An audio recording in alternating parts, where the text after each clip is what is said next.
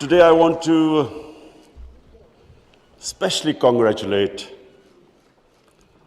our OIC members because of a landmark resolution passed in the United Nations declaring 15th March as a day to combat Islamophobia.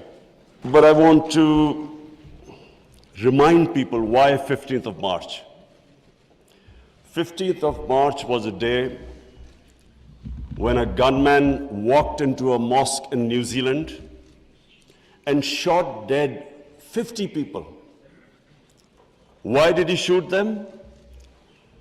Because he felt that all Muslims were terrorists. Where did this Islamophobia grow and was allowed to keep growing? After 9/11. What happened after 9/11?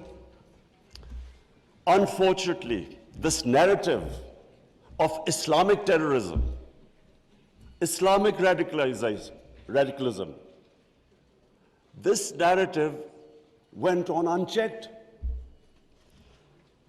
After 9/11, this Islamophobia kept growing.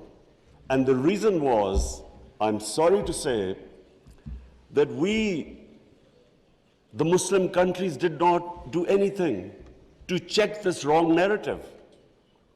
How can any religion have anything to do with terrorism?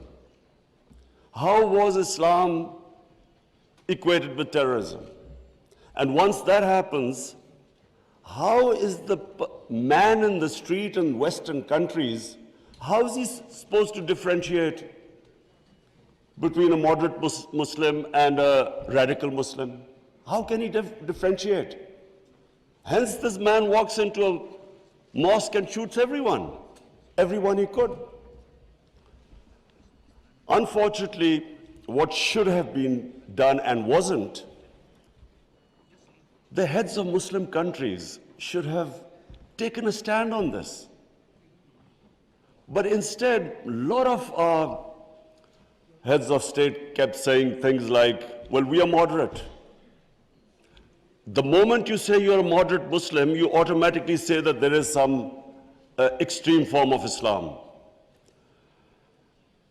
Our head of state at the time, after 9/11, he coined a phrase called enlightened moderation. I understand English better than most. I still don't know what it means. Enlightened moderation was a term to appease those who were relating terrorism to Islam. So, but why no other human community was branded with their religion? 1.5 billion people branded by these terms. And there always should be self-criticism, because that's how you improve. Unless you analyze your mistakes, you can't improve yourself. So that was the biggest mistake we made. We did not challenge this narrative. And guess who suffered? Muslims living in Western countries.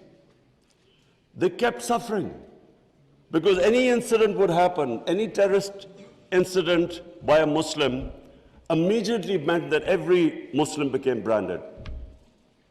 When 9/11 happened, I still remember, people were petrified in Pakistan that I hope there was no Pakistani involved.